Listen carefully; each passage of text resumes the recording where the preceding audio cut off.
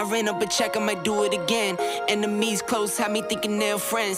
10 toes down, I'll be free until the end. Crib outside the city, I don't feel safe in my hands. Took so many years, I'm just waiting for the wins. I'm in debt to no one but the one who took my sins. I do it for real, there's no reason to pretend. If I do it once, I do it again. Add it up, bankroll, euro, peso, add it up. I'm just doing me, everything is on me. Oh, you matter what? Add it up, bankroll, euro, peso, add it up. I'm just doing me. Welcome to Millionaire Before 30, where we are on a mission. Boom. Let's go. We're on a mission, that's right. We are here supplying you guys the exact blueprint of how to become a millionaire before the age of 30 years old. I'm Ryan Zolin. I am Brent Daniels, Mr. TTP, and we got Albert over here in his fancy hat, looking fantastic. We had to rep today for our fun topic, which we will be unpacking here shortly. That's right. He's wearing his Arizona State University shirt because we are talking about college today. This is a huge one. This is like, you know, you're 17 years old, you're 16 years old, you're thinking about what you're going to do with your future. Everybody's asking you, what college are you going to go to? What are you going to do with your life? Do you have it all figured out? All of these things, all of these pressures that may or may not be coming from family or friends or whatever else, but it is something that we think about here in the United States. And the fact is, 43.2 million people are paying $393 a month in student loan debt. Almost $400. I know your thoughts on this. I know Albert's thoughts on this, so this is going to be really fun, and we're going to open this up. Remember, guys, this is a 90-minute question and answer show about whatever you want to ask about, whether it be growing your business, whether it be wholesaling real estate, whether it be lead generation for discounted properties, squatting up in the comments. We want to hear from you, and it's about celebrating the successes that people have been having this week. So if you have locked up a deal, if you've done something, if you've read a really good book, if you've whatever you've done to progress on your path to being financially free, we want to celebrate you and recognize you. So make sure that you participate in this show, because 90 minutes of us just talking is great, but it's a lot better with you guys involved. So let's crack into this, because you have got I got my notes. You have got notes. You have got thoughts. You have got really, I think, a really well thought out opinion of this. Appreciate so that. Let's rock and roll. Yeah, so I first need to just make sure I set the expectation, because I am not against education. I am against college. Okay. That is my belief. So when I say that I'm against college, it's that it's a system. What people don't realize is they teach you how to follow the rules. Sure. You have to follow the rules. You have to do what you're told. College teaches you to be an employee. It doesn't teach you to think for yourself. It doesn't teach you to think outside of the box. And more importantly, it doesn't teach you how to run a business. Right. So, I'll start off the opinion with that. Okay, got it. And so do you think that just, you turn 18, you're trying to figure out what's going on, and, go figure yourself out in college. Take this 4 years. In Europe, in a lot of different countries, they actually take a year off to travel the world, to go see things. What is it? Not a leap year. It's called a gap year. Gap year. Yep. A gap year is what they call it. To go out and kind of figure out what you want to do. I think that that's a really smart thing, but it's not something that we do here. No, so I kind of take it a step further. Okay. I say it's like a gap few years. Okay. So what I would rather see from 18 to 21 is somebody maybe go out and let's say they failed 15 jobs, right?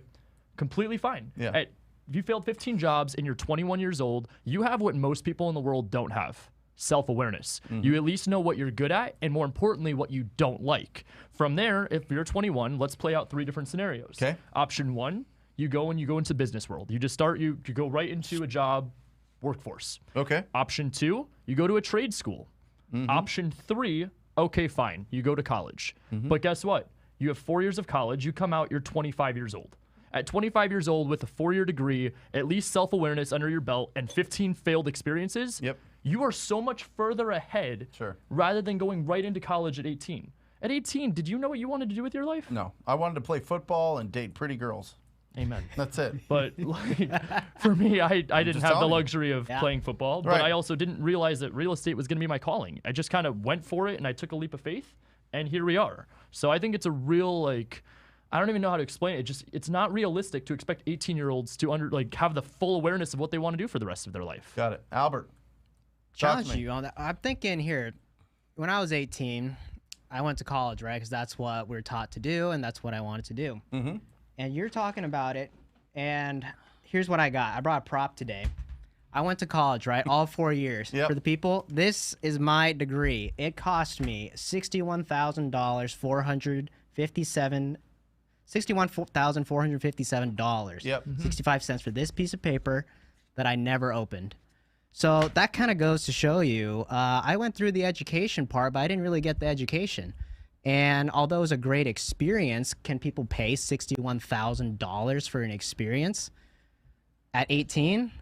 And then they put you in debt for how long for the rest of your life, paying $390 a month? You know, everyone has their different path. And, you know, for me, I know that I got a full ride scholarship. So, you know what? It brought me to this path, which led me to Ryan, which now led me to this seat. So you got a full ride, but it costs $61,000. How does that happen? That's what it would have cost? That's the actual tuition that it cost me for all 4 years, $61,000. And if it wasn't for the full ride, that's what I would have had to paid for 8.5 by 11 piece of paper. And what do you think about that, Ryan? What do you think about getting scholarships, getting grants, getting something like that to pay for it? Are you still saying, listen, if you're an entrepreneur, be an entrepreneur. If you want to go out and have a good time and have those 4 years and kind of investigate what you want to do, so then that's not a everyone good has option? the luxury of having scholarships, and I think that majority of the people don't. And even if it's played out more realistically, if you do have scholarships, the odds of it being a full ride are like slim to none. Yeah. So I mean, it's still going to end up accruing debt. It's still going to end up, in my opinion, wasting time. I think the college is great for experiences. It's great for building long-lasting relationships and friendships. And then again, you kind of figure out some things throughout college. You're usually away from mom and dad for the first time, but if we're going to get real, $61,000 for that? Yeah. Shit, dude, put that into personal development. Okay. That $50,000, go get a loan for 50 grand and go and figure yourself out. I'm not saying go and like blow it on a bunch of parties and bottle services and anything like that. But if you go and you put that into yourself, maybe a course that will teach you how to make some money, you're following our blueprint. You're accruing debt and you're in college. Where's the light at the end of the tunnel? Love it. Let's throw up that blueprint for everybody just as a refresher. Here you go. Millionaire Before 30 blueprint. First, number one, do a deal.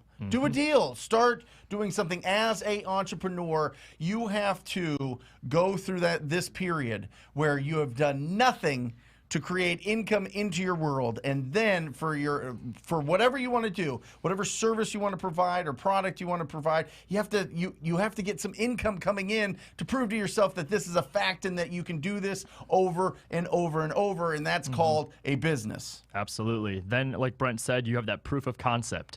From once you get the proof of concept to be able to transition to full-time in the business, that is life-changing. Once you're able to put all your effort and energy into doing this full-time, whatever the business is, you'll start to see the drastic change. Love it. And then kill the debt. Yes. That's what we're talking about. Ooh. Being somebody else's ROI. We're talking student loan debt. We're talking car payments. We're talking credit cards. We're talking about consumer debt. Stop being somebody else's ROI. Now, there's some good debt. There's some bad debt. Listen, debt's debt. Just depends on how you feel about it and if you want to leverage it and if you have a plan. But kill the consumer debt that's charging you the 8, 10, 20, 30% just so that you can, consume or buy something that you really want but you can't really afford. For sure. Which is essentially what student loans are. Absolutely. You're buying something that you can't afford. Yeah. And the government's like, yes, this is awesome. Because if you look at the government's balance sheet, what's the biggest thing on there? $1.7 trillion in student loans. Do you see? I mean, you went to ASU. It's one of the biggest universities in the country. It just keeps expanding. Yep. And expanding and expanding. Yeah. So of course they're funneling it all in. It's a business. Yeah, they're pushing to go to ASU because it's the debt. Like, remember when, I don't know if you remember this, Ryan, when we were a little younger, you would see commercials about UTI, the Universal Technical Institute. Yeah. Here, a trade school here that was very, very good, and now you don't see it anymore. Trade schools aren't advertised. They're not pushed. Woodworking is not sexy anymore. Welding is not sexy. Well, Right. there's no money for the universities too. And now all those jobs are blowing up because there's nobody doing them. Uh-huh. I need a Right. carpenter. I need a Right. great welder. I need someone to fix my car when I need it because that's an actual art. Right. Yeah, but we're speaking in this. I mean, entrepreneurs are watching this, right? Yes. Budding entrepreneurs, either they already have their own business or they're getting started or they're making the decision to do it. Something about our brains say, you know what, I want more control over my schedule. I want to make as much as I can make based on the efforts that I have. I'm going to trade my time for money, and then that money is going to give me back the time, because I'm going to invest that money into the assets, and then I'm going to get all the time and the freedom and control, which goes back, Matt, if you don't mind, to Investing in the assets. That's it. I mean, that's what leads to the final step of financial freedom. Like you said, you just hit it right on the head. Yep. And then financial freedom. And that just means control over the time that you have left on this planet. It's absolutely incredible. For sure. Absolutely incredible. There's one thing I want to bring up, and I want to ask the audience this one, and Yep. I'm sure you have this answer. Okay. But do you know why school was originally created? Colleges or school? School in general, like the education system. Well, you know, you want an educated public. Yeah, You know, you want and- people that are going to continually evolve and be curious. And when people find and discover things, to be able to share that makes a more educated population. And then even before that, I was talking to Aaron about it before the show had started, and originally school was started for the factory workers. Oh, sure. It was for factory workers, and so it goes to show you that the original foundation of the schooling and education system was to teach people to be employees. Employees. That's it. It That's is. the argument in itself. Well, I think the employees, and self-employed, especially. I mean, Yep. any doctor, any attorney, Yes, they're yes. trading their time for money, Of but course. they employ themselves. So they're, if you look at the cash flow quadrant, Yep. you know, they're in the S, Of course, right? yep. Self-employed. Even sports, even athletes go to college first. They Yep. make them mature a little bit before the leagues will bring them in, Right. and that's just, you know, it's just part of the deal. You go in there for that education to get a little bit more matured, get a little bit more disciplined. And I think that's something that is interesting, though, because if you commit to going to college, which you don't have to, you have to go to elementary school. You have to go to junior Yes, high. yes. You have to go to high school. You don't have to go to college. Correct. So going to college does tell you something about some people's character. Does tell you something about their does. discipline. I can make the same argument that 90% of the time it's more so that they're doing what they're told to do or what they think they're supposed to do, Sure. rather than it actually being something beneficial. I would make the same argument that most people don't go into college with a plan. They go into it. I don't know what the statistic is, but the last I read on it was that the average person in college changes their degree 3 to 5 times. So if they're changing their degree Yes. 3 to 5 times, let me ask you something. How many times that you changed your classes or you changed your degree did you take a class that maybe you don't have to take anymore that you just paid for? How many times do you now have to add another class that you can't afford or have to get a loan for that you didn't have to do beforehand? You're accumulating more money, which goes back to college being a business. They do not care about the student. They care about the money. Now all of a sudden athletes can get paid.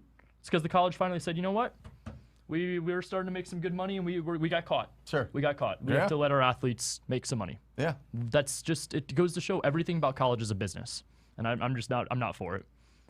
I get it. Not for it. I get it. Listen, you know, if you have that entrepreneur, and I think even now with YouTube, with podcasts, Yes. with so much information out there, if somebody's in high school or somebody's like getting to that point where maybe they're taking some time off of school, or maybe they just don't like tests, they don't like classes, they don't like being somewhere, they sit there and they're just like, this is not for me. Yep. You know what I mean? That was All of a me. sudden, you can. The most important education is your self-education, Oh my your gosh, personal yes. development. Yes. It's not even close. Yes. It's not even close. If you ask anybody that is a millionaire, multimillionaire, you know, whatever, somebody that is wildly wealthy, it is that self-development that they've done, the Can you give continuous some examples? education. Can you give some examples of maybe some like personal development? Because I think a lot of the audience is going to be younger, and for them to wrap Yep. their head around like, okay, so how do I tell mom and dad I don't want to go to college, but I want to invest it into personal development? What does that mean?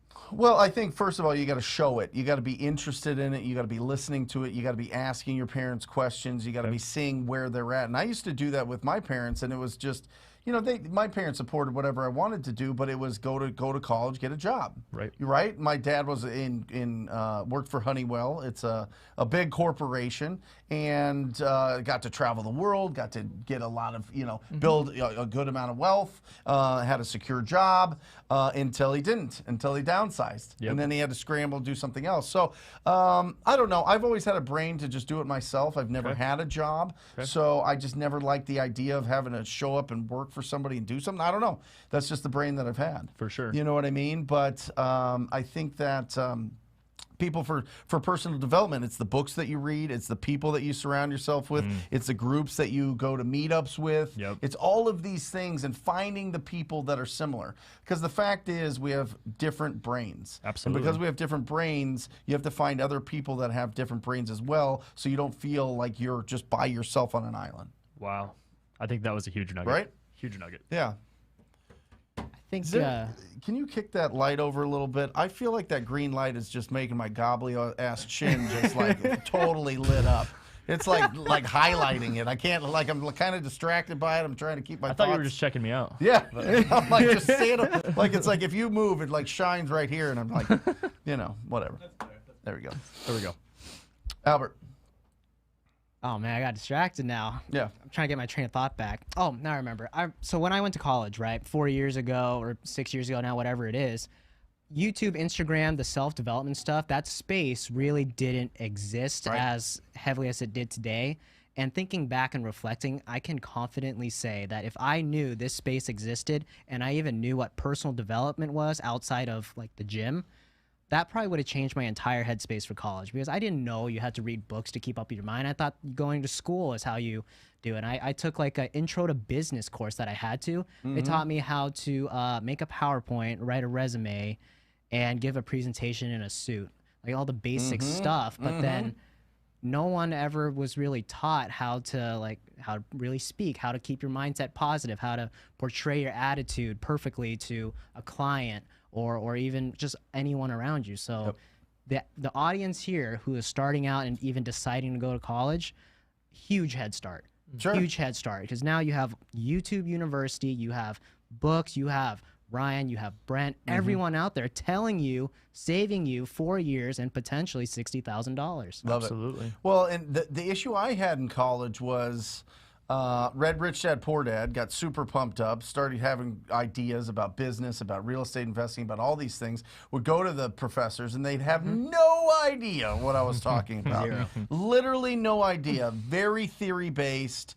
Not a tremendous amount of experience, and that was a problem. It was a problem because it was like they want to fit you into, well, you're getting your finance and economics degree, go do that in a corporation. Go, this is how you get jobs. Like literally, there's classes on how to interview and how to look good for employers, and I was like, I am unemployable.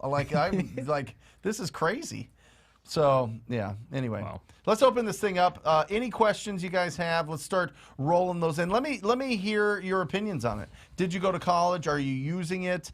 Give us the pros, the cons, whatever it is. Let us know. Let's open up a nice dialogue here and throw in some flames here if you're enjoying Matt's different camera angles today. Huh? I think you're really taking this to the next level. That's incredible.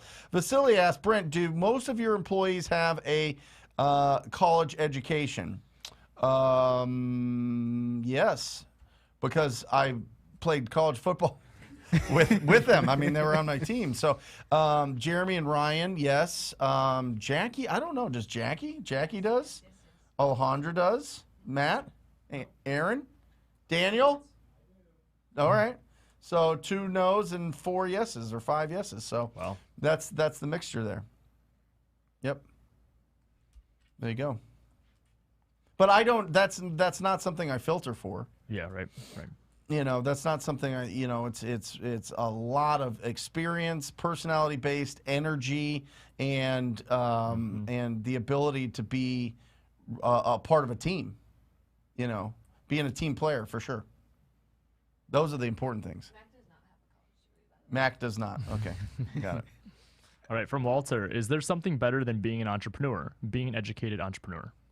Yes. Yeah, I agree. But is he saying educated like being a college-educated entrepreneur? Oof. Because Okay, I'll tell you this. I'll tell you a story. So, Sure. my buddy in high school, he's a year younger than me. He was valedictorian. Okay. Went to Stanford. Yep. Went to Harvard Business School. At Harvard Business School, connected with a wealthy son of a dude that owns like CarMax or whatever, and they start their own business, and it's called Carvana, right? Yeah.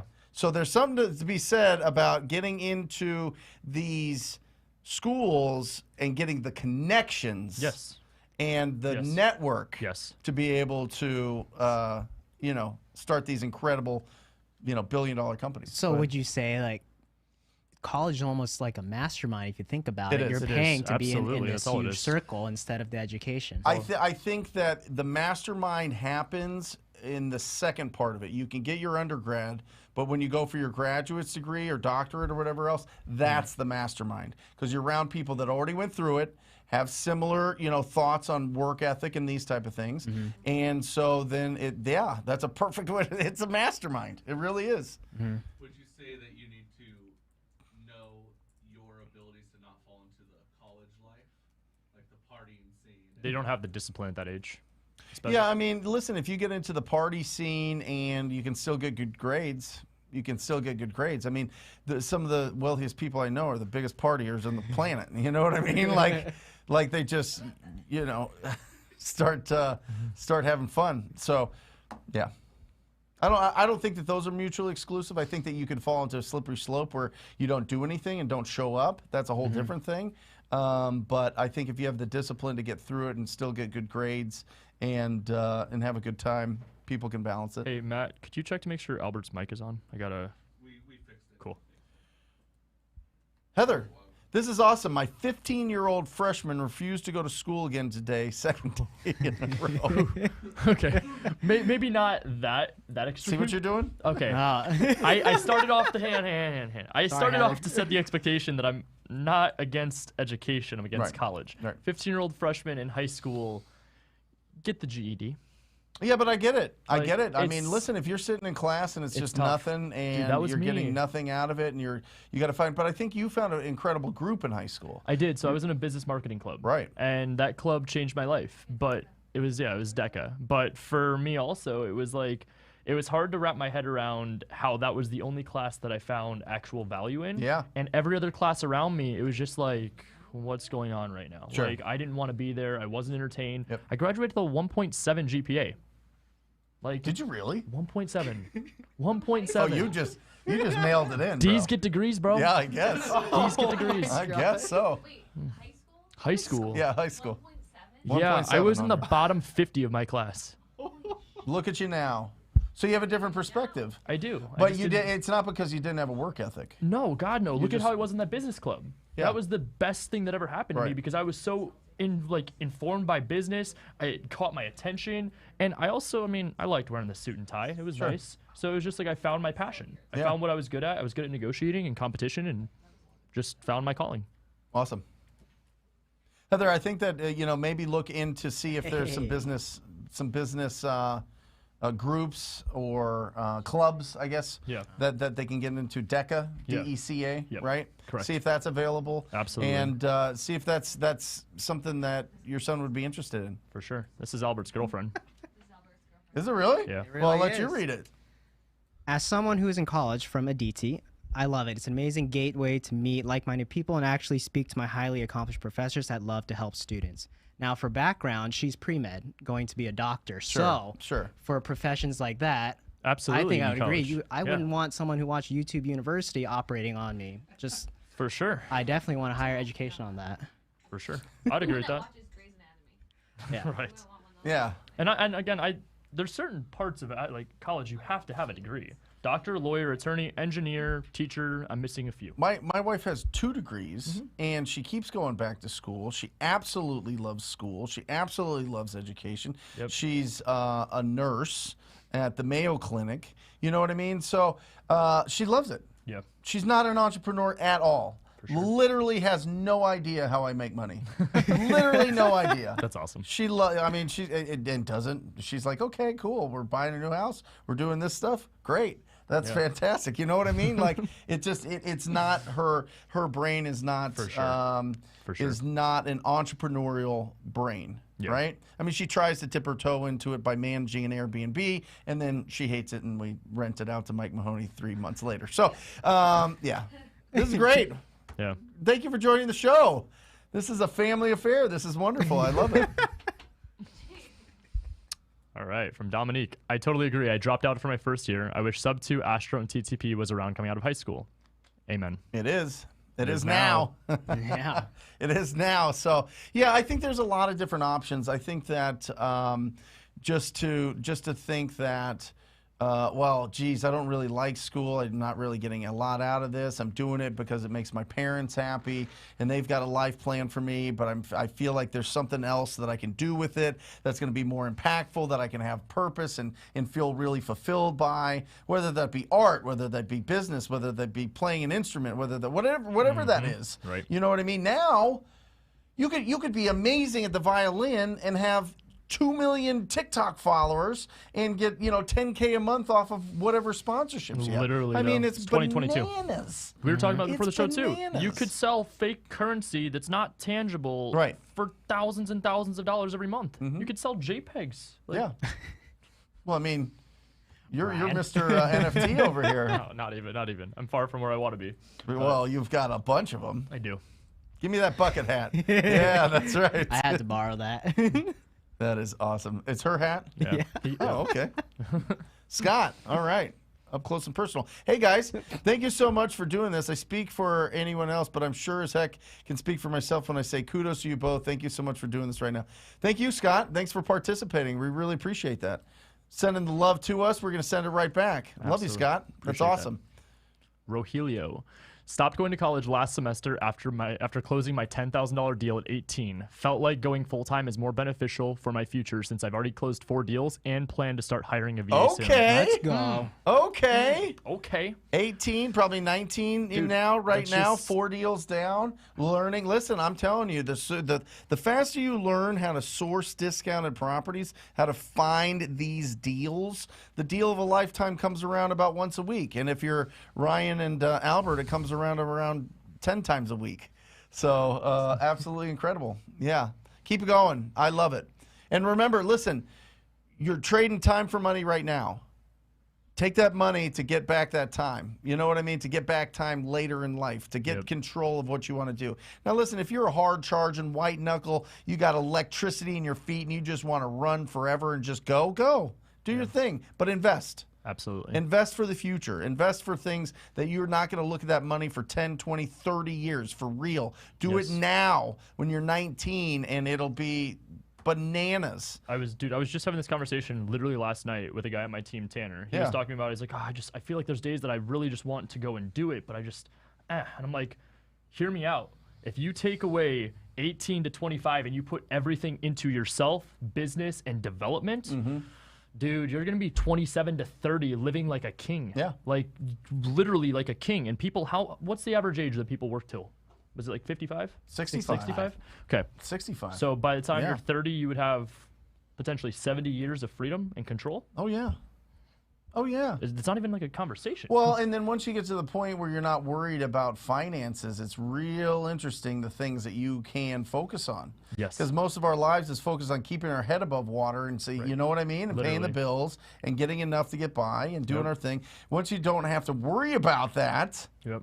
holy cow, you can do all sorts of things. All those things that you love doing as a kid, all those things that you're maturing into and getting excited about as an adult, whatever you want to do, you get the time to be able to do it, and it's not at the sacrifice of your Somebody kids else. or your Yeah. relationship with your significant other or with your family or with everybody else. If you have, at some point, parents get older. They need somebody to take care of them. At some point, your kids leave. What are you going to do? You got all this extra time. Like life is wild, and it's so much better when you're not constantly worrying about paying your bills. Correct. Yep. All right, from Michael. Ryan, borrowed from your playbook, made my first on-market offer in San Diego yesterday. Cheers. I've been cold calling for a year. Millionaire before 55. All right, Let's Michael. Dude. That is awesome. Let us know how that offer goes. Hopefully you get that. So, Dude. why don't you, Michael, you made it yesterday. Why don't you go call him right now and Follow see up. if you got it accepted and then post on here. That'd be awesome. Absolutely. If we could get it in real time, that'd be dope. Yes, sir. Repurpose you. I got a 1.79 GPA in high school. Never went to college and earned 100K a year wholesaling. Guys, you have to get out of the employee mindset. I love it.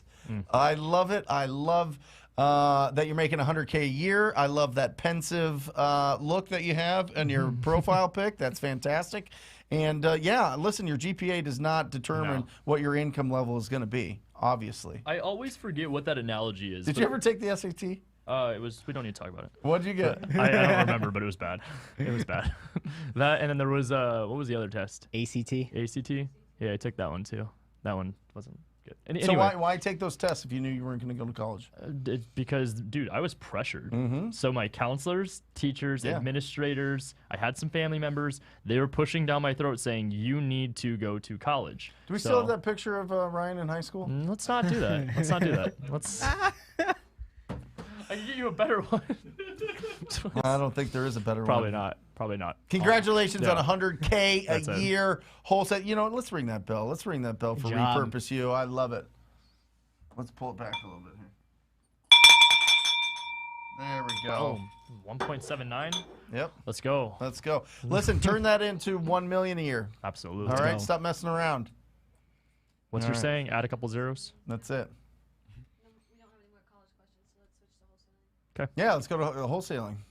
All right. How many records should you pull when testing a new virtual market? Keystone Property Solution asks. I would pull, it just depends on if you're going to be testing different virtual markets, like multiple different markets. If you're going to do that, I would say pull 300 addresses in each market and see how that feels. If you're going to go definitely into it, oh, well, you said testing, so I would say 300 to 500. 300 to 500 addresses, get the phone numbers, start calling them, start getting an idea of what's going on in that market, what the response is, for sure. And then also text them. Batchleads.io TTP. Boom. Get the discount. There you go. There you go. There you go. And listen, the 300 to 500 is nice because, and I would split that up between 3 or 4 different lists just to see which ones you're getting the best responses from, the most contacts and the best conversations. There you go. Yeah. All right. All right. From Ralph. When you blast your deal out, do you put a commission on it for the realtors to send to their buyer, or do you wait for them to ask how they get paid? The second part. Yep. You do not put a commission on it for the realtors. Yeah. Yeah. You just tell them, hey, listen, this is the price that I want. Whatever you want, add it on top. Yep. That's how they get their fee. And then they go, well, you know, I got it to, listen, if it's the only buyer that you have, like you put it out to everybody, this agent responded, and they're like, I put it out at the price that you sent it out. Can I get 3%? And you don't have any other options? Consider it. Consider building that relationship, because that could be somebody that has access to thousands of buyers. Some of these agents are learning. Some of these newer agents and some of these agents that are transitioning and understanding what wholesaling and investing is, especially in this market because they can't find deals for their investors. They're starting to evolve, and they have big databases of people because they're loud and they're expressive personalities, and they're out and about, and they're going to happy hours, they're meeting investors, and they're doing all these things. And so one agent could bring you, you know, hundreds of investors. So. Aji, hi Brent. I have an on-market infill vacant lot land deal listed for $60K. Seller's willing to take $40K. Land only has sewer connection. Is that a good deal? So they've got a property on the market at $60K. So what you want to look at is what are the properties selling for in that area. Make sure that it's in a subdivision. Okay, Correct. If it's out in the middle of nowhere, it's going to be a lot tougher. Okay, but if it's in the subdivision, in an area that's popular, look at what they're selling for totally fixed up. So you want to look for the properties that are renovated. You want to look for the properties that, in best case, ones that are just built, like new Correct. builds Yep. in the last couple20 years, and just see what they sell for. Typically, a buyer, a builder that's going to develop that piece of land 25. is going to want 20%. 20. 20. Keep it at 20%. Keep it under 20%. So, for example, if it's 200,000, they're going to want to spend 40,000 on the lot. Okay, 40,000. So you're going to want to be at 25,000 or something like that. So if it's on at 60, you've got it at 40. Just make sure that that's a good deal. Right. Yeah. Make sure that the rest of the properties are selling in the 250-ish. All right. Great question. Silly. Ryan, I came across a listing where the seller was motivated and offer editing seller financing for a build that he started in a gated community. He's moving out of state. How can I approach this? All right, let me understand the situation. Came across a listing where the seller was motivated and offer, what do they mean, editing seller financing? Any ideas on that one? The seller was motivated and offer seller financing. Just go. Yeah, so I mean, seller financing, it just depends. Do they own it free and clear, or are you trying to go sub 2? Are you trying to take over a mortgage and catch them up and stuff? Obviously, location being a gated community, that sounds like it's a serious value. He's moving out of state. There's definitely motivation. So I'd get a little bit more details. If you could post that below, we'd be able to kind of unpack that a little bit more and walk you through that. But absolutely go for it if he's motivated. Yeah, listen. No, that's fine. We can get to this. But batchleads.io, Samantha. Batchleads.io, it's phenomenal. Absolutely phenomenal. Remember, when it comes to negotiating real estate, everybody out there, there's three factors: the price, the terms, and you. That's it, right? If they want to get full retail value, great. I can offer you that over the next 10 years. You know what I mean? You could play with the terms.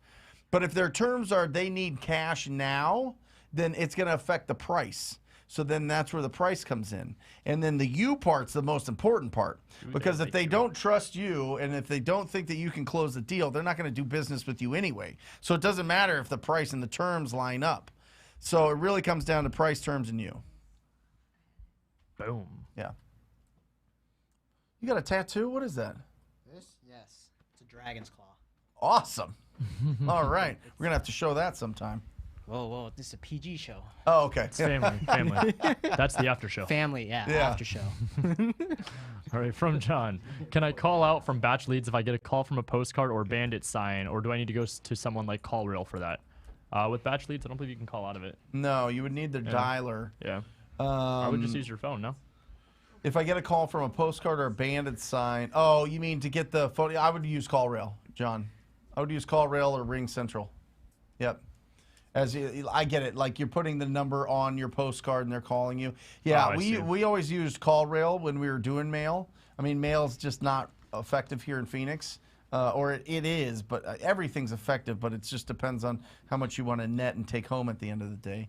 Yeah, use CallRail. Right, from IG, from Andres. Brent, I have skip traced a small list and I can't seem to get myself to dial. Help, please. Well, listen, it starts with the first call. So just listen. I have a 5-second rule. You put the phone number in your phone and you have 5 seconds to call it.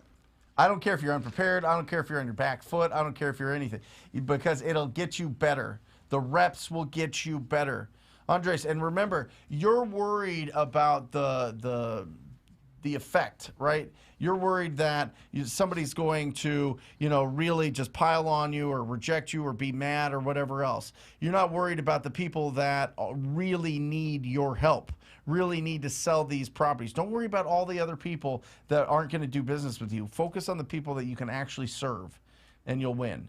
So just focus on that. Think of it as a project, right? You have to do this project. You got to call one person today. And then tomorrow you call 2 people.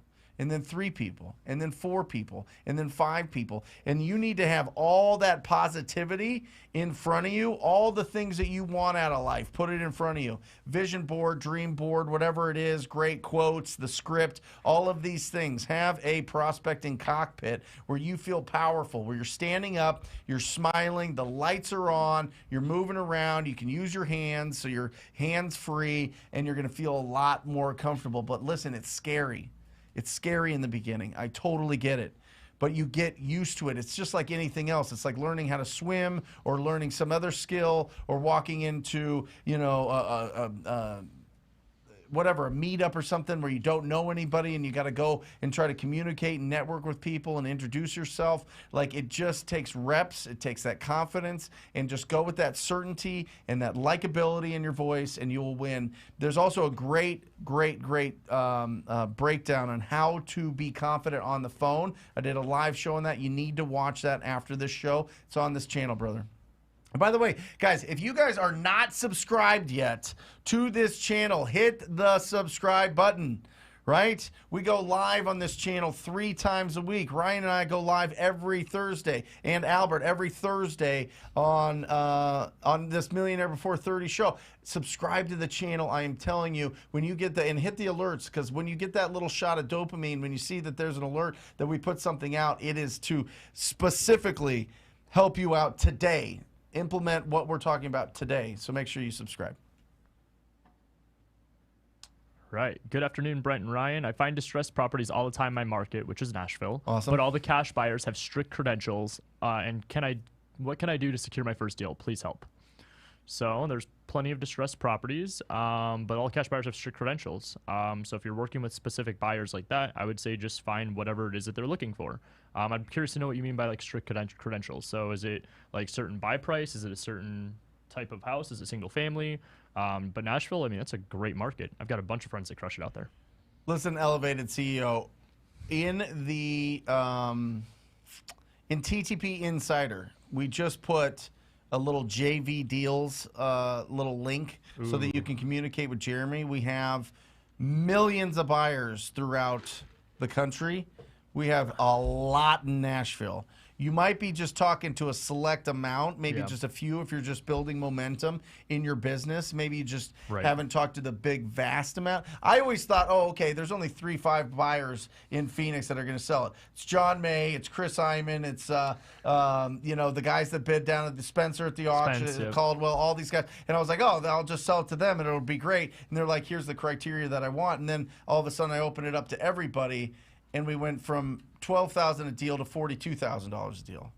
Damn. I mean, come on. So the more buyers you have, the more exposure, the bigger it is.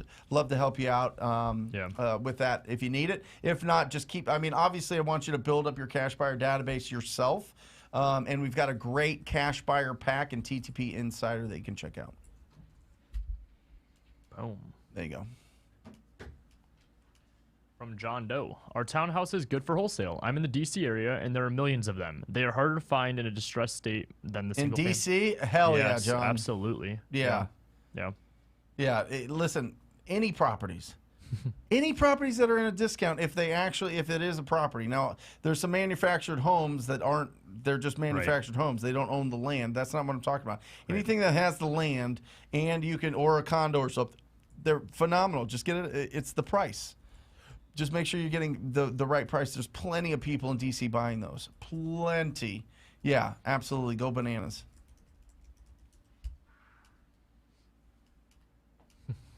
From Samantha. Best place to find a list of realtors. Have you bought that domain yet? No. No, I need to. Google Dr. Bill's real estate agent list. Dr. Bill's real estate agent list. I should just put it on as a, what I mean? Like, it's so ridiculous that we should just show people why I say Google it as opposed to give the actual URL, because the URL is just horrible. Yeah. I looked it up afterwards and I saw the same thing and I was like, what? Yeah, pull it up if you can, Matt, and just put it on here. But there you go. Right, from John. So are you estimating an offer off of your repair cost grid, or are you closing the deal off of that, or doing a contractor estimate before you close the deal? So, I mean, we always factor in the repairs into our offer. You have to be able to figure out how much it's going to cost you to renovate the property to get it to where it's retail value. How do you guys estimate it? So our formula is ARV times 0.93 minus repairs, minus estimated profit, minus the wholesale fee is your purchase price. No, I mean, how do you estimate the repairs? So ours out here is about $35 a square foot. If it's going to be like a really nice remodel, it's between 40 to 45, depending on how big the house is. What if it's cosmetic? 25 to 30. 25 to 30. So if it's 1,000 square feet, you're going minimum 25K? Absolutely. Yeah. Yep. We're going to go in there. We're going to fully renovate it. I mean, right now, there's obviously delays with material and labor. So it's just a matter of a lot of So that goes this is, into- Matt, will you put up our grid? I know you're doing like 7 things right now. But just that, that repair, this is what we have. We actually added 10K to each of these. Add 10K on top of this. Yep. Easy carpet paint, right? For sure. 20K. Yep. Needs work, countertops, Yep. appliances, you know what I mean? Upgraded flooring. You're going to be 35K, and then wow, this is bad 50K. Yep. Under 1,500, which is that's a lot less than $25 a square foot, though. For sure. I like And what you said. $35 a square foot. I like what you said. Add 10K to all those. I think that's about accurate. Yeah. There you go. Oh, so estimate. I would not go and go, oh, I need my contractor to come in and nitpick everything because Yeah, it'll no, be no. quadruple the price Yeah. because it's just silliness. Seriously. So most of the people that you're going to sell your properties to have crews or they're going to do it themselves. So the cost is not retail cost to hire somebody that you go to like a home and garden show and they're like, it's $50,000 minimum for a kitchen. You're like, what? These cabinets cost $2,400. What are you talking about? You know what I mean? Oh, here you go. So- Here you go. Oh, there it is. Real dash estate dash agents Yeah. dash Yep. list. That's not even to buy the yeah. When That's you go the to Dr. Bill's it's like one. // but I'm like, It just doesn't make sense. right from Teresa. When Throw this over to Albert. Thank you. When networking with realtors for market knowledge, what can offer them in return even though I'm new? Well, Teresa, there's a lot that you can offer them. First, I would say figure out what they need. Find out what they need. Do they need a house for a client? Go out and network with your investor friends that say, hey, I got this house coming up. That's adding value. You have so many things you can offer them, even just, hey, let me go help look out for listings for you. There's so many different things that you can offer. It's not necessarily just, I would say, just not just your experience because you're new. I think because you're new, that makes you an asset because in my head, I can see you as thinking, oh, I have someone who's willing to do the work and help me out. I can mold this person to kind of help me with my business, and then you start returning mutual things from there. Perfect. Roy. All right. I'm a new wholesaler and I don't understand the escrow and title company portion of the deal. Would you be able to go in depth on this? Absolutely, Roy. This is very confusing to Yeah. me. Oh, Was it yeah. confusing to you when you were getting started? Not on the investment side, but Sure. I had my traditional 3 That's years what I of real mean. estate. Yeah, but when sure. I first started, First started. dude, I was terrified of paperwork and escrow. So here's the Terrified. thing, Roy. I would say in our business, because we don't deal with a lot of like loan officers, the title and escrow company is like the fanciest part, right? They dress really well. They've got their reps. They've all got offices. It's like a whole thing. And you're kind of like, I'm like in shorts and a t-shirt doing deals out here, and I'm walking into this fancy thing. Like, it's kind of intimidating. Are they attorneys? Are they not? Or what's happening here? Don't worry about any of that. They only do business because of you, because of us. Beautiful. Because they need people to open up escrow with their title companies is it's wild. So their job is to make sure that they look at that property, get anything that's owed on that property, and make sure that it's paid off before it transfers to the new buyer, to the new owner. So it has to be clear of all liens. The amount of money coming in has to be equal or more than what is owed on that property for them to transfer the title. So basically their job is you turn over the purchase contract to them and they contact the seller, get all their information, make sure they get all of their payoffs, make sure that they get put it all into the settlement statement so that the seller knows exactly how much they're going to net on the property, and then they coordinate with your buyer to make sure that the funds come in. So one, they organize the title. Two, they're the money middleman, right? The money goes into the title company and then they give you the money afterwards. Everything goes through the title company, everything. And then they put title insurance on the property to make sure that if anything pops up after the transaction that they cover it. So basically, just to put it real simply, Roy, you turn over the contract to them, and they take care of everything, and they tell you if there's any problems with the property, and you keep going, making calls, and getting deals. All right? Let them do their job. Let them communicate with your sellers. Let them coordinate your buyers. Let them do all the closing, all the stuff, and get the check from them. Or, if you want, just get a wire. Boom, right into your account. Your job is to find deals. Their job is to make sure that it gets through the finish line. Amen. Good? So, Brian, so it sounds like you just literally get the contract, you give it to them, let them do all the work, and then let them call you, hey, here's a problem or an issue, or Yep. here's your check. Yep, they will open it up. They will facilitate the transaction.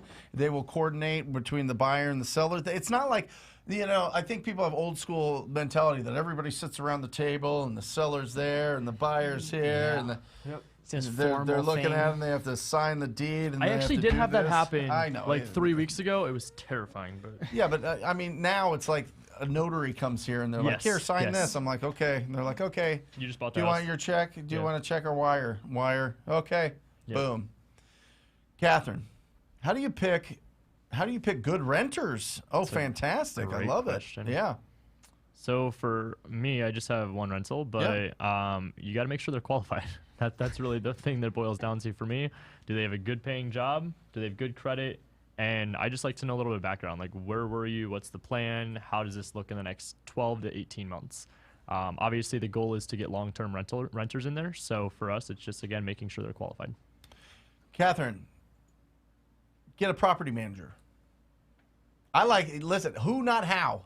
Get a great property manager that's going to market your property, vet all of your people, make sure that they've got the credit and the income, and make sure that they're going to be a good fit.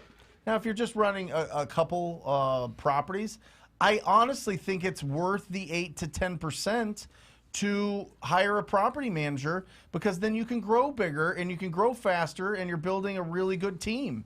So I would find somebody that's a really good property manager and have them do all of it for real. And you stay focused on getting ugly houses and big checks and then adding to your portfolio.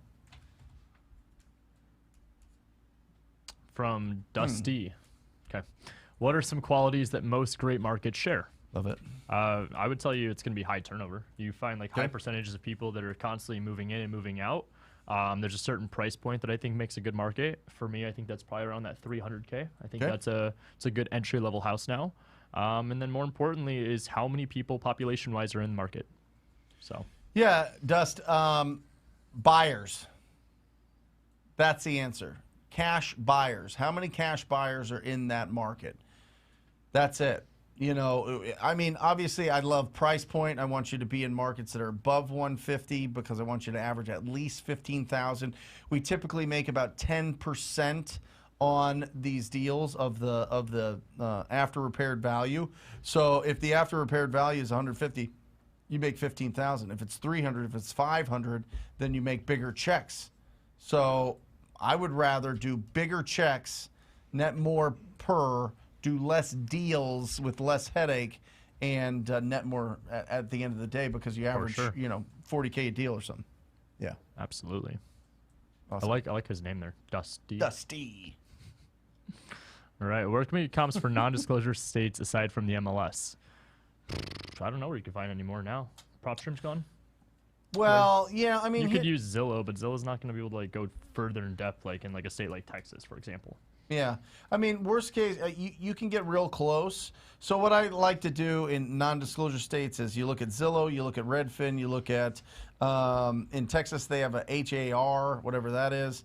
And then they've got, you've got Zillow, Redfin, Realtor. PropStream, Realtor.com. Take them all, combine them, divide it, and then if you feel like you're still not getting a really good idea or really accurate ARV, you have to call a real estate agent that works in that area.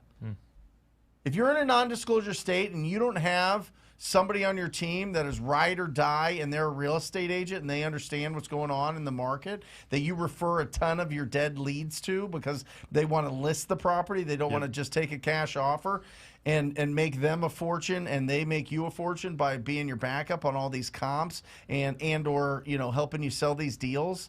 It's a big mistake. You need to add a real estate agent on your team, and I'm not necessarily saying in your business, but just on your team, like your squad, your escrow officers on your team, your hard money lenders on your team, your real estate agents on your team. That's you need to have somebody in those non-disclosure states that have access to the MLS so they can understand what is going on in this specific neighborhood. It is critical, critical, critical. Great question. And you mentioned HAR. What is that? It's a website in Texas that has comps and stuff. Interesting. Yeah. Somebody explain what HAR is in Texas. Bryson, what do you do when you find a house, skip trace it, and it's not the owner who answers? Do you move on or just use another skip tracing site? I'd be curious to know which skip tracing site he's using. Yeah. Because obviously, I mean, I'd recommend Batch. Yeah. Batch is going to give you the best answers. Yep. And then from there, they usually give you like 5 to 7 potential numbers. Reach out to all of them. See if any of them are related. Typically, even if the first one's not right, what I typically find is that the second or third number is maybe somebody that is connected to that homeowner. So I wouldn't give up quite yet. And then if you're local, door knock. Yeah. Perfect. Dion, hey guys, I'm in Colorado and dual agencies not allowed. Yep, I've tried working with buyer's agents and it hasn't gone well. They all think my offers are too low and don't want to present them. Any tips? Yep. I know what you're going to say. Go ahead. So there's 2 things. Number 1, double close. 2, find better buyer's agents. That's it. That's it. That's it. They're not going to present. Talk to more Why? people, Dion. Why? Why are they not presenting? Right. Well, because they're probably in a position where they're doing enough deals, Maybe. right? Yeah. Or they're getting enough offers Or that they that don't they wanna don't. But be- it's a numbers game, Dion. That's all it is. That's all it is. It's a numbers game. So just you got to add how many agents to your list that you're constantly communicating with. Yeah, so you need right now we have about like 1,100 realtors that like are in my database that I'm like really close with. 1,100. 1,100. 1,100, Dion. And out of those 1,100, I'm only really doing deals with 5 to 7 of them consistently. Right. Yeah. And it filters out. Filters Those out. relationships build up. That's why I say 300 realtors will bring you 1 to 3 deals. Yep. Awesome. Lobo Society. Should I also be calling realtors on weekends? Absolutely. Realtors show houses on weekends and nights, so they're working on the weekends, especially if they're a good one. And if they aren't even working on the weekend, guess what? You're catching them when they're available. Yep. Absolutely call them on the weekends. Yeah. Yeah, that was the biggest problem that I had being a realtor was getting calls on the weekend and calls at night and calls. Dude, on, it's like I would get calls on Christmas Day to show a property. Haven't had that one happen. I was like, what is happening here? It was my first year in the business. So I was like, oh my gosh, I think I hate this. I think I hate being a real estate agent. You know what I mean? It was like, what is it? People are, whatever. It was usually like Maybe right when I everybody took doesn't- off my shoes, right when I changed clothes, and I was just getting ready to sit down for dinner, or I was getting ready to like watch TV. Of course. And then the phone rings. You're like, or be at the gym. Of Or course. be on a Yeah. date. Of Or course. whatever it is. It's like, they knew. yeah. They knew. So go for it.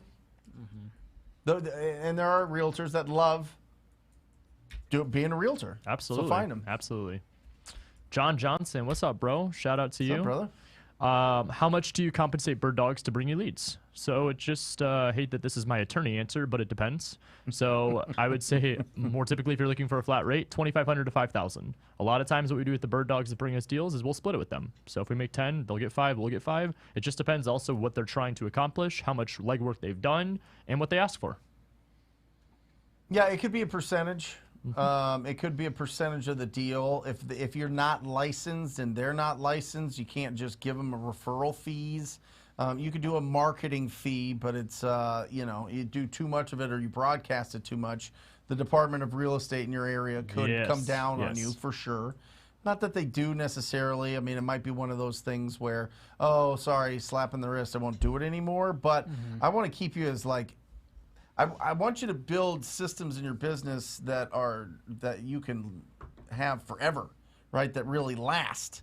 And so for a bird dog, if they're like really bringing you deals to do it the legal way, you split the assignment fee with them. You give them a percentage of the assignment fee, or they lock it up and assign it to you, or you both lock it up and then split it. So there's some different options there. I mean, you could just tell people, oh, I'll give you $100 or whatever. You know, some people do that. I don't. You know, if somebody's going to bring me a deal and I'm going to make $42,000, I'm going to pay them really well. I am. It's a free deal. Absolutely. And I want more of them. And I want them to progress and find more opportunities and get better at it. Absolutely. Yeah. Groove Theory 62.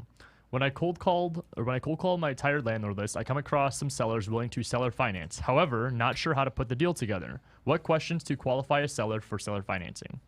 So my recommendation is probably going to be different than Brent's, but I'm just going to tell you to squat up with somebody that is familiar with seller financing. That side of the industry gets a little bit more tricky, and there's a lot more legalities and terms that you need to be aware of before just jumping into it. Aside from that, what questions? How much do you own the property? What percentages are you looking for? You know. Yeah, I love it. Listen, how much do you need now? Yep. How much cash do you need now?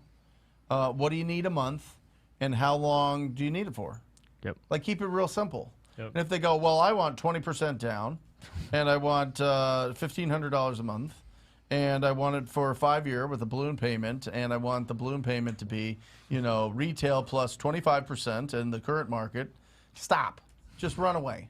Like, stop. You know what I mean? Right. Like, it should be pretty easy. How much cash do they need now? What do they want per month? And how long? Keep it simple. And if it's tired landlords too, and the renters that are in there, I mean, you got to make sure their lease is How much in. rehab does it need? Yeah, exactly. And Like, why would they not want a cash offer? They don't want a cash offer because what? Taxes? Maybe. They don't want a cash offer. Why? Because they want way too much for the property. Great. Remember, price, terms, and you. Yep. So if they want a high price, then the terms have to be fantastic. Yep. Give us an example, and I'll break it down if you've had a conversation with them. Samantha B. How big should my lists be per month for a one-man show to generate 2 deals per month? Ooh, that's a great question. Do you got that answer? I do. It's going to take you 4. Well, it depends on what you're doing for lead generation, Samantha. So if you're just straight gangster with it and you're cold calling, it's going to take you 40 hours. You have to talk to 400 people, right? So to talk to 400 people at 7% contact rate, which is average, just do the math on how many addresses you have to have at 7% contact rate to talk to 400 people. So if it was 10%, it would be 4,000, okay? But it's 7, so it's probably closer to 6,000. 6,000 addresses that you have to be calling through each month, right? 5,714. Woo! Okay. Alpha brain, bro. Okay. Let's go. Alpha brain. You must have went to college. Everywhere. Is that college education? I don't think any of you wants to, wants to prop me up. They're like, nah, he's an entrepreneur. All right. Sean Manning, on a hoarder house, how much would you add for junk removal? Junk cars in backyard and inside of house. Albert? Wow, cars inside of a house? They sell them with motorcycles. I guess it depends on how big it is, Sean. It really is. I mean, call around to different companies because different materials require different things to be removed hazard-wise. But, I mean, here, you can get the biggest dumpster here for our roll-off. It's $450, and they give it to you for a week. And you can fill one of those suckers up pretty fast. But it seriously depends how bad it is. You know, hoarder house of papers. What does it cost for a dumpster? $450 for about a week, a 30-yard. A 30-yard. And let's say it takes... Well, first of all, you can usually get somebody to remove the junk. Yeah. Like, you can just go on a Craigslist. You can go onto Facebook Marketplace and just find a junk man. Like $1,500, $2,500. I mean, I got Mike the junk man that I've used for like 10 years. Oh, I've seen his ads. And he loves taking all this stuff. He'll take cars out and go get them go take them to where they crush them up and recycle them or whatever He'll get else. paid for it. Yeah. Junk cars, post it up. Someone will come get it when it's free. Absolutely. Some guy will want the parts. Yeah, you can post and just get people to come and pick it all up. It's amazing if you just go, yeah, come on in and take what you want. You know, People will all day long. But I would, I would get a junk guy that comes out. Maybe they're like $100 an hour, 150 maybe. It just depends on how many people are in their crew and how many people they need to bring with them, and have the dumpsters ready for them, and then they'll just clean it out for you. It's phenomenal. So if it's a really bad one, the most I've spent is like $5,000. I spent $5,000 one time removing a real hoarder house. Did it include like a dead body? This is top, well, dead animals, but top, junk all the way to it. This dude would climb over hills, huh? The one we tried to film in. Oh, I don't even want to talk about that too. We wholesaled that. That wasn't one we cleaned out. Yeah. But Alejandra and I walked into a property, and we literally had to get out of the property after stepping 10 feet into it. I had to get rid of my beautiful cardigan that I was wearing. It was my favorite cardigan because I could not get the stench out after dry cleaning it twice. Wow. It's a fancy cardigan. You dry clean those people. You can't just throw that in the wash. I'll tell you that. Stuff you won't learn in college. When it was winter and he didn't wear his TTP gear. Yeah. Is that the gray one? It's no, not that gray one. Okay. No, it was a beautiful navy blue. Rebus Solutions had a homeowner ask how would taxes be handled on the sell price, not property taxes. What's the best way to explain this? Had a homeowner ask about how taxes would be handled. Well, first of all, there's long-term capital gains and there's short-term capital gains. So how long have they owned it? And if they've owned that property and they've lived in that property, like it's their primary residence, and they've lived in it over 2 years, they can profit $250,000 as an individual, $500,000 as a couple without paying taxes on it. Wow. Okay. So the capital gains on your primary residence doesn't get taxed if it's under $250,000 and under $500,000. So if it's a homeowner, that's the best. With investors, it's different. There's long-term and short-term capital gains. What I would do is I would talk to a CPA and just say, hey, here's the situation. Here's how they yeah, there you go. Here's the situation. What do you think their tax liability is going to be? Absolutely. Tax exposure. What else do you have on your little notes there? I'm curious about this. Oh, I had a quote from Elon Musk. Okay. So it says, you can have a bachelor's degree and still be an idiot. Right. Yeah, that's one of those great quotes. Oh, for sure. There you go. Love you. Awesome. Matthew, if you're not a realtor and you refer a seller to an agent, is there a way for you to get a referral fee or something? No. Yeah, Department of Real Estate's watching me, so no. No. I mean, listen, the agent, you can build a relationship with that agent so that they send you referrals or they help you out on specific deals or whatever else. But that's one of the benefits of getting a license is you have the ability to get those referral fees legally. Sir. So, listen, Matthew, I've given a lot of referrals to a lot of agents over the years and made a really good, it's kind of the cherry on top, an extra, some years $50K, some years $100K on those referral fees, just as bonus on deals that we would never do because they just wanted retail. And they should get retail. They're renovated. We just happened to call them. And so we just got one, I think we just got paid on one that was like $14,000 last week. Wow. Whoa. It was a big deal. Yeah. It was like a $1.2 million house. Yeah. We got a 30% referral fee. There you go. Do the math. Yeah. That's enough for your dry cleaners for like 2 months. Yeah. Well, now I don't have dry cleaners. I just wear the same shirt every day. I mean, different ones, obviously. Are you sure? Yeah, I think so. Terrell, I'm trying to get into the wholesaling business here in Florida. Awesome. However, just today I saw about 3 or 4 commercials on TV from cash buying companies. Should that scare me away? I was going to TP everything. Anything. No. First of all, don't get scared of anything. Yeah. Listen, Look, and we talked about this yesterday. And Matt, can you pull up that the census, the census pick? Mm-hmm. Listen, here's the fact, and these are real facts from the 2020 census.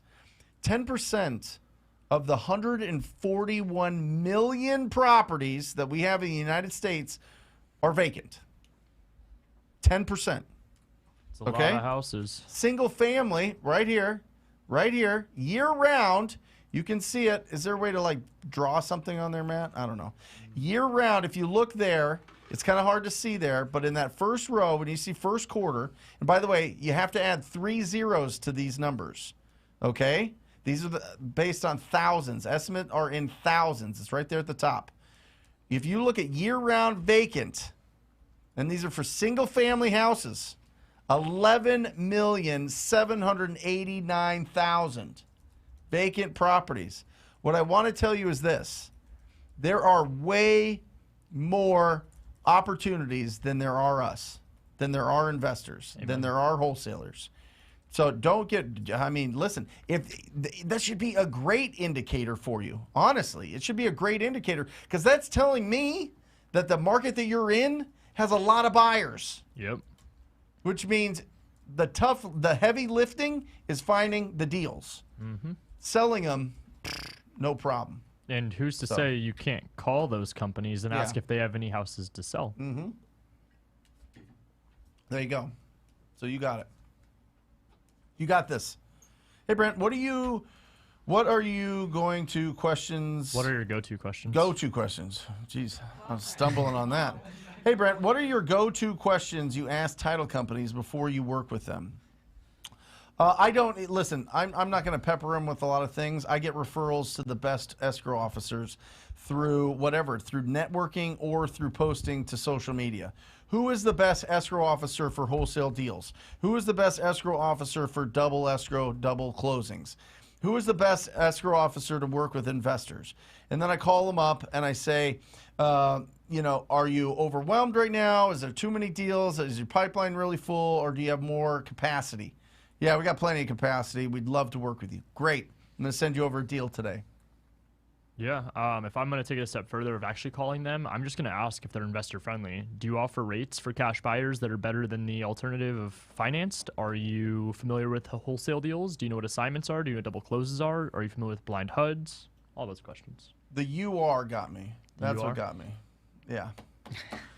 He went to college. Mm-hmm. Joseph. Hey, I have someone who is trying to sell a potential subdivision. All right. Wow. Where do I begin with knowing if the numbers are right? Damn. Joseph. You got to talk to the big boys.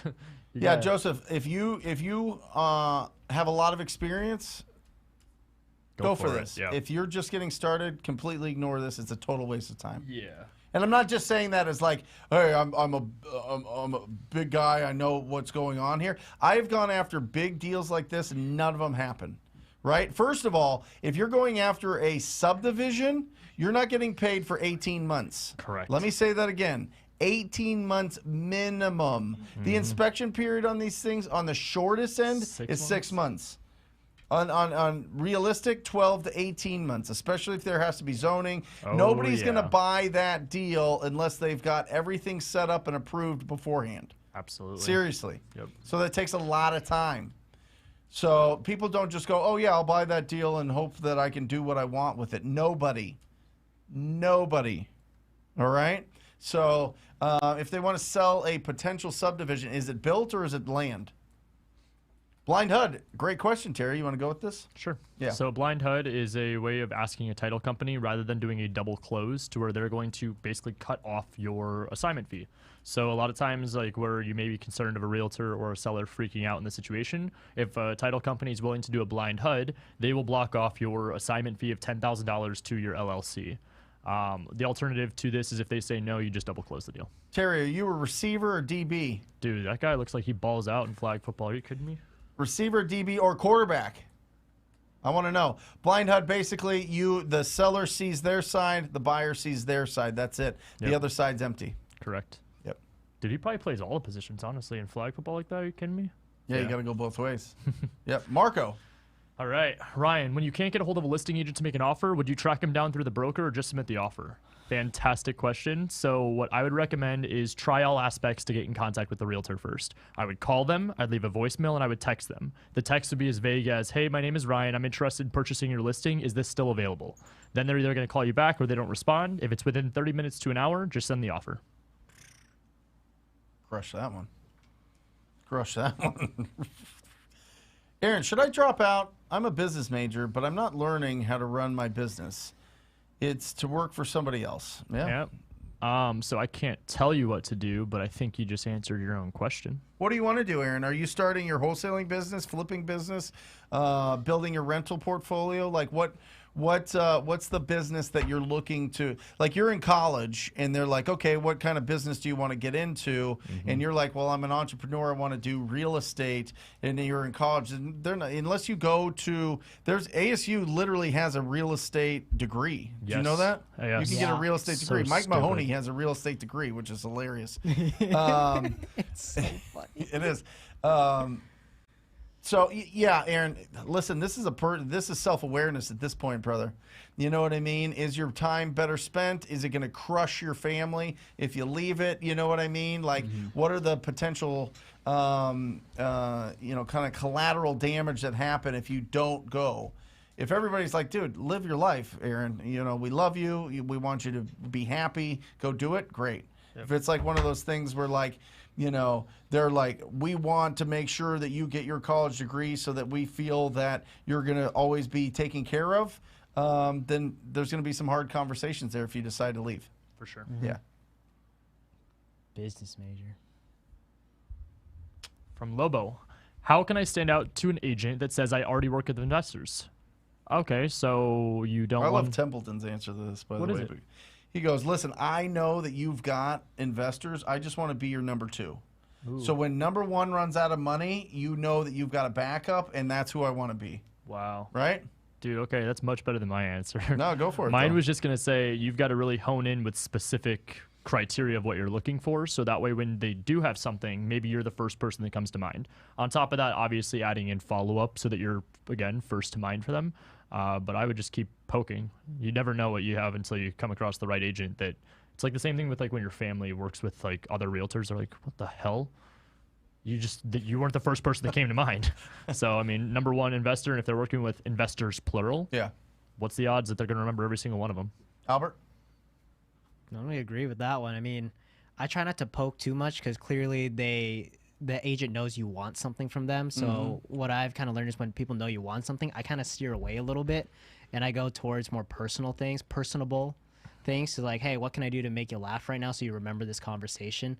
And then just end the conversation like, hey, I'm going to follow up in a couple weeks, and then stay front of mind. So it's not like, hey, I'm desperate that I need you, but hey, I'm here. So, come to me when you got it. And sometimes, Lobo, when they say I already work with investors, they're actually like involved with those investors, like business-wise. They're connected. They bring the deals and they get a slice of the profits, or they're the actual investors themselves, those type of things. So I think, any one of those will work. But going as, let me be your number two and really slide like that. into number one over time. Yeah. If you need a backup, I want to be your guy. For sure. Is that a possibility, or am I just spinning my wheels? You're just spinning your wheels. Okay, cool, man. And then on to the next. There Thanks you for go. the conversation. Or cool gal. Yeah. There you go. Lobo Society. DB. my Nice. man. Okay. Oh, yeah. Okay. So, Yeah, I knew it. Yeah. Oh, semi-pro. Yeah. There we go. I love it, Terry. That's phenomenal. I'll tell you Really, what, yeah. the most athletic humans on the planet are DBs. Absolutely. The most athletic humans on the planet, without a doubt. Fast, can move, can cut, has to cover backwards. Come on. Great job, Terry. Dude, that was my position freshman year. Nice. Yeah. There you go. That was a safety in college. I mean, Ryan, my acquisition manager, was a lockdown corner. He was, they put him on an island one-on-one and he would just cover him. Thomas, can you explain what an agent means by buyer-broker agreement? Does that mean you exclusively use them as an agent or what? Absolutely. So what you have to be very careful with when agents ask you to sign a buyer broker is that it's not exclusively signing you to work with them off of every deal that you close. Right. When they have you sign that, it's usually as protection for them because they want to make sure you're not going to go around and shop other agents. Right. What I usually do as an alternative is I say I will sign a buyer broker, but it's going to be specific to the one deal that you sent me. That's right. So Yeah. So what happens is if you are, if you're working with an agent and they send you a deal, they just want to make sure that you don't backdoor them, right? Just make sure that they guarantee their commission. correct. So that they get the credit for bringing that deal to you, and it just doesn't go to somebody else. Somebody else doesn't get the credit for it. Like they send you the deal, and then you talk to Ryan, and Ryan represents you and sends the offer to that seller or that listing agent. But they sent you the deal. Right? That person's going to be really upset. They're going to be upset. Yeah. Yeah, that's why they want to do that and protect it. And some of them do that just to test you. Yeah. Just to test to see if you know what it is and if you're serious. So just say, yeah, I have no problem with it on just the specific properties that you send me. Amen. Not an umbrella policy on every deal. You know? Awesome. Got a lot of questions today. This is fantastic. Good stuff. Matthew, I had a title company tell me when double closing that I have to disclose to both parties that I'm using the funds from the second file. How do I go about that? Every time, Matthew. They will make you do that on a double. And by the way, that's a double escrow. Yes. A double escrow is when you take the funds from your buyer to fund your deal.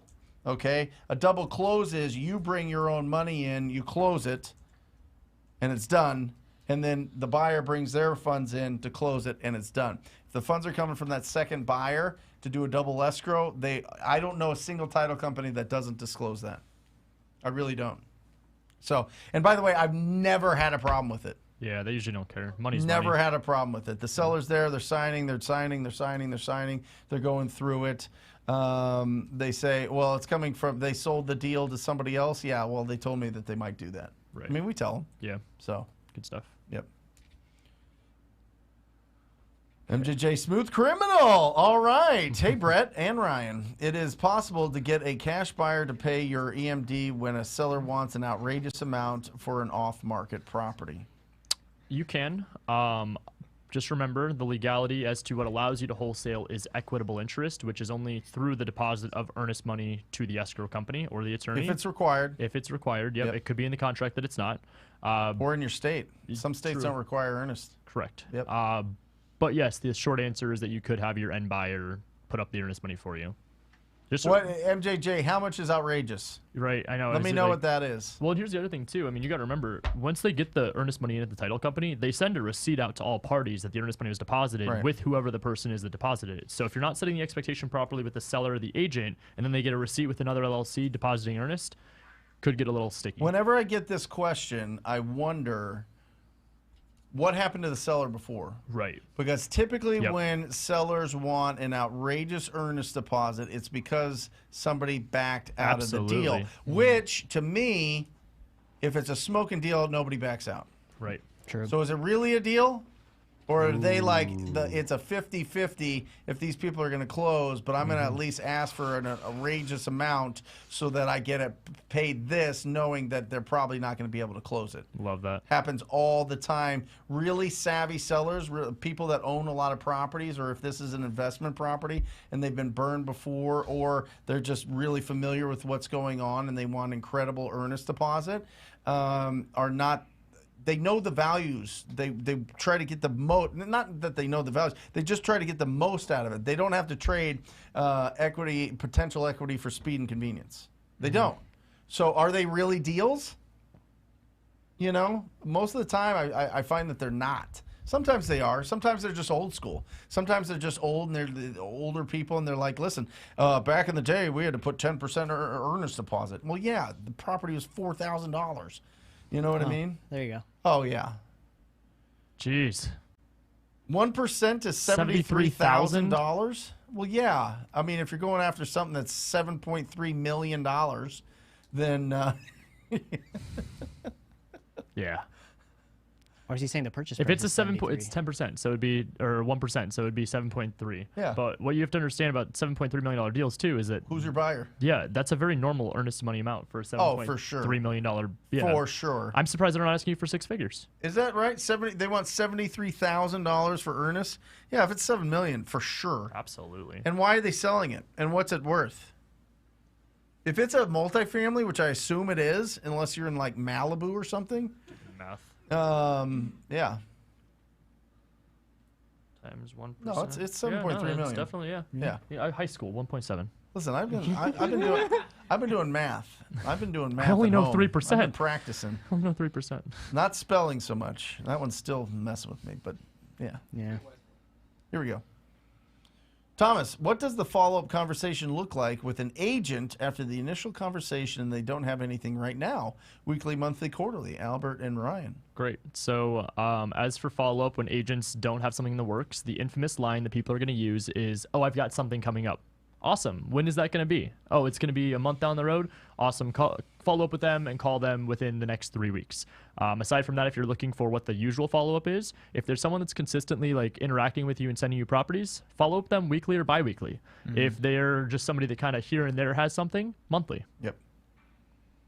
What about you, Albert? Conversation. What do you say to them? I'm a more conversationalist. Like I don't really go. I should go like bam, bam, bam, like down the list. But I usually like to try something personal, like pull something personal out of the conversation, and then I put a note on it. That way, when I call them back, I can hit on that point again. It's kind of like an icebreaker for them in a way to get a little more comfortable and then just swinging like, hey, you told me about this listing. Like, how did that go? And that keeps the conversation going. And you know, I learned like the more time on the phone you get with an agent, the more responses you're just gonna start getting. sure. They open Yeah. up. That's kind of how I go about Albert's more the personality, build the relationship. I'm more of just Nice duo. absolutely. It's a good 1-2 punch. Yep. Brent, going back to MJ Smooth. MJJ Smooth. I told her I could do. Yeah, I could understand where they're coming from. The seller's 100% in the right here. it. Yeah, the purchase price was 1%. Okay, 73,000. That makes a big difference. We're like, yeah, you're going to $7.3 million properties. So she wants $700. Yeah, $700, that's dude. not outrageous. That's not outrageous at all. If anything, most of our average earnest money deposits is between $2,000 and $2,500. So, I mean, granted, we're also We put at a higher price point. $1,000 on every single contract unless they ask us to do more. Okay. It just kind of stands out from the crowd of other people that are putting, lower in our market. And a lot of them ask for 1%. And we don't have a problem with that, especially if they have a real estate agent. Yep. So if it's 1 to 300, I mean, come up with the extra $400, $500. well, yeah, I mean, find it somewhere. Don't let it be the deal killer. You know what I'm saying? And by the way, in this range, you're going to be asking for $5,000 non-refundable or 25. If it's under 100,000, 2,500 is fine. Yep. But you're asking 2,500 from your cash buyer. You could put up 1,000 very easily without asking the seller. So, I mean, can you use their earnest? It depends. I mean, it just depends on if you have to deposit it right away. It depends on what's agreed on the purchase contract. If the purchase contract says, hey, listen, you need to put in $730, $731.50 in 24 hours, then you got to put it in. If it says you got to put earnest money in 2 weeks, then yeah, you could probably get it covered by the buyer. For sure. I like your point, what you said about that, Brent. That's like looking at the bigger picture. Why did they want that in the first place? There's something behind it that's causing it one way or the other. And 1% of that, $700, it's nothing. Yeah, that's fine. It's probably, listen, they probably have a real estate agent that they're related to or that's their neighbor, and they're asking them the question, what is earnest money and how much she asked for, and they tell them, oh, always 1%. Yep. Yeah. You have if you have a conversation, if you ask 10 real estate agents what percentage or how much earnest should be, 9 out of 10 would tell you 1%. Yeah, for sure. And the other one will be like 2%. Depending on the market. I was going to say 7.3 million. I was like, that's a big deal. Damn, bro. One more question. Well, comment. One more comment. Yeah, you're right. It's not too outrageous, but I haven't gotten my first deal. Maybe 500. Sure. You could ask No, them. I get it. Listen, I totally get it. Like, it's all relative, right? So, just don't let it screw up the deal. I mean, go crowdsource it with your friends and family and people in the or somebody that's a local, network person or whatever else. You know what I mean? I mean, listen, if it's a smoking hot MJJ, I'll Venmo you it. There you How go. about that? There you go. There you go. It's covered. So don't let that screw up the deal if it's a good deal. Absolutely. There you go. Last question. How should I approach agents that claim off-market properties is hard to find and there really isn't any available worth working with and following up, or not really? If they don't believe there are any off-market opportunities, ask them how they get clients.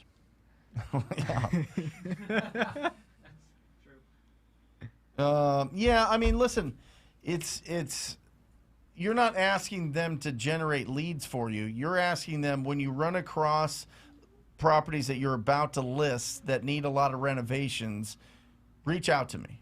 There you go. Reach out to me and you can keep all the commission, you can represent. And if they can't do dual agency, reach out to me and put it with somebody else that you know, or whatever else that you're networked with, and I'll work with them, whatever it is. Absolutely. So, there you go. Follow us on Instagram right there. When is your guys' next meetup? We've got a couple weeks. It's going to be March 1st. March 1st. March 1st. All right, March 1st. Fantastic. Yeah. But and tomorrow's that challenge. Talk to me. Yeah, you guys, if you're trying to look and watch me actually close MLS deals live, I'm doing a transformation challenge where we are showing how you can be in one position one day and the very next day you're somebody completely different. So I'll be live doing a challenge tomorrow from 10 a.m. to 12 p.m. Arizona time. And I'm going to be basically going through and getting some MLS deals for everyone to see. It's going to be awesome. Yeah, super fun. Guys, make sure you subscribe. If you have not, hit the subscribe, hit the bell, turn on your notifications, rock and roll. Albert, final thoughts. College isn't for everybody. Theme of the show, all right? Let's find out what you want to do with your life. Don't go free floating around, traveling, spending your money, because that's how you're going to discover yourself. Find a plan, get a plan. Take action steps. If college is not for you, stick with it. Go all the way through with what you want to do with your life. Because at the end of the day, what are you risking if your plan actually works? Financial freedom? There you go. Boom. Couldn't say it better. See you next week. Love you guys. I ran up a check, I might do it again. Enemies close, had me thinking they're friends. 10 toes down, I'll be free until the end. Crib outside the city, I don't feel safe in my hands. Took so many years, I'm just waiting for the wins. I'm in debt to no one but the one who took my sins. I do it for real, there's no reason to pretend. If I do it once, I do it again. Add it up,